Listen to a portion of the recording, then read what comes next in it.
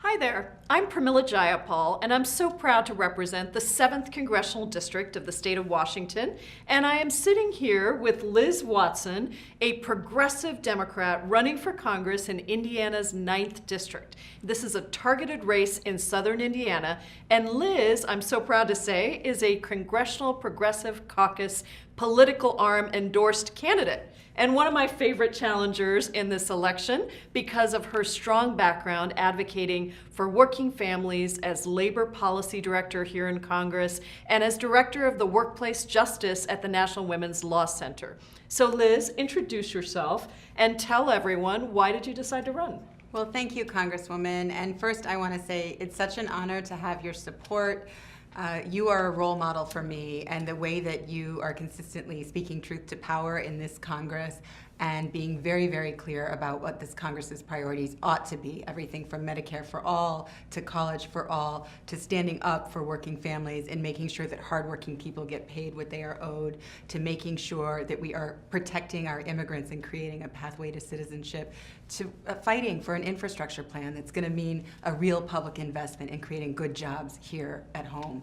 And I really want to thank you for everything you're doing. I know it's hard. I'm running for Congress because we have a Congress that's working against us instead of for us, that isn't doing the things that Congresswoman Jayapal, a progressive champion, stands for and that I stand for.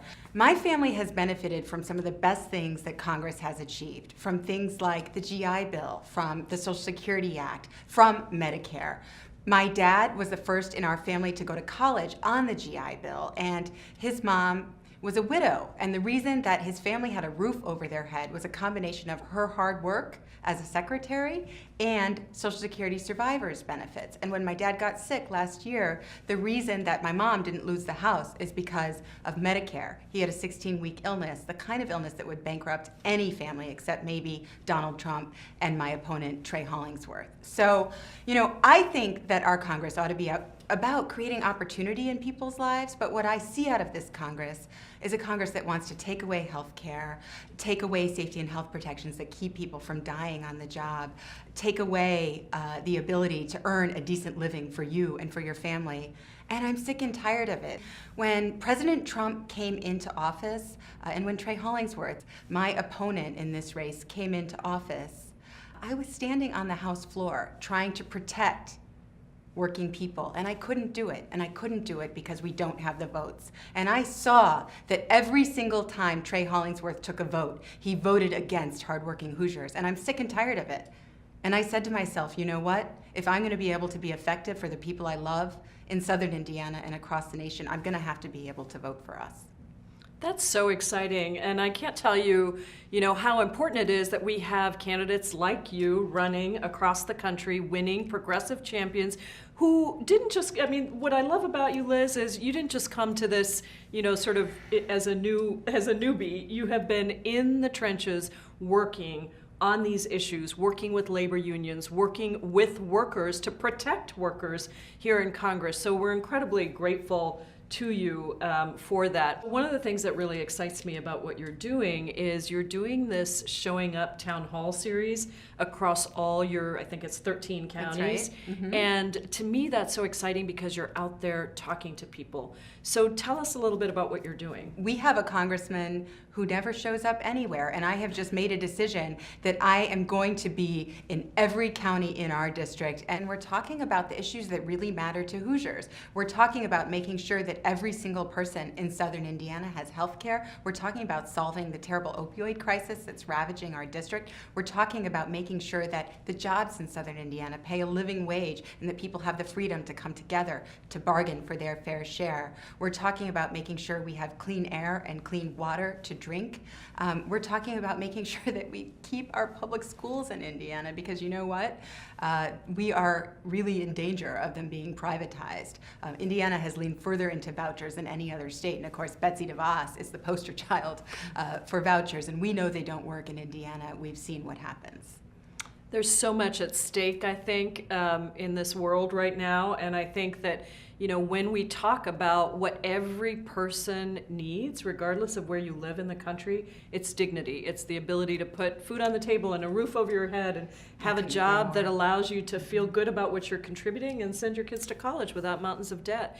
So As a woman running, since I've been the only woman running a number of times and proud to be the first Indian American woman in the U.S. House, I'm a working mom. I know you're a working mom. And I'm just curious what that has brought to your platform for Congress. One of the things that I bring to the table is my experience as a working parent, juggling work and family life, and realizing that if we are going to make it possible for women to be in political life and to be in public life equally to men, we're going to have to solve some of these challenges that face working families. We're going to have affordable childcare. We're going to have to make sure that we have paid family leave, so that we have folks who, after they have a baby, are actually able to take some time with that child. We're going to have to make sure that people aren't one sick day away from getting fired, and that they don't get their schedules at a moment's notice so that they have no idea what they're going to do about getting to their second job or who's going to take care of their kids. These are things we can change. And I can say, as a working mom, I can tell you they've been so important to my family to have some measure of control over my day-to-day work life. And a lot of people in low-wage jobs just don't have that. And I think bringing that perspective to the table, and frankly, bringing some of that perspective to Congress, where all too often it's absent, could not be more important. I always like to say that if we women were in charge, we would have paid sick days, we would have all of these things that we're fighting for. We certainly have equal pay, and so thank you for everything you did here in Congress to fight for those things. Okay, one last question, and we'll make it a lighter one. What hobby or escape do you have when you're on the campaign trail? Because it's grueling, but ultimately we got to keep ourselves sane, and the thing that drives us is really for the long run, right? Building a progressive community that fights for all workers for all time. So what do you do to relax? Well, I've got a staff full of runners, and I'm a runner, so I get my deputy campaign manager to go for a run with me when we're having a particularly stressful day, and she slows down and kind of goes at my plodding pace, and it works out well for me. I don't know about for her, but I think she has taken it on as her duty to the campaign. So I think I'm going to have to take a leaf out of that book, except my chief of staff is a great runner, and I don't think she could possibly slow down to my pace. Liz, last things. Do you have anything you want to plug here that you want people to know?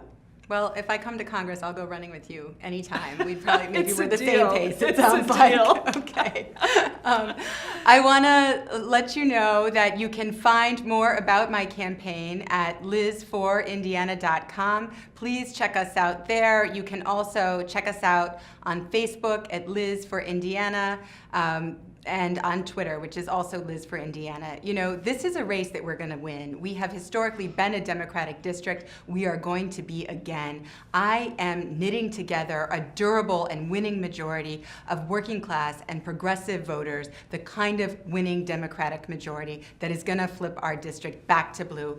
And I'm so excited to do it, and it really couldn't be more important. I'm thrilled to have the support in this effort from the Congressional Progressive Caucus, the Progressive Change Campaign Committee, the National Organization for Women, and from 25 labor unions. This is a pivotal seat, and we need to turn Congress blue. And Indiana 9, I can tell you that the path to 218, the House majority, runs straight through my district. So thank you, Congresswoman Jayapal, for doing this with me. It was really a great honor to get to speak with you today. Well, thank you for stepping up, and everybody out there, do everything you can. Let's get Liz elected.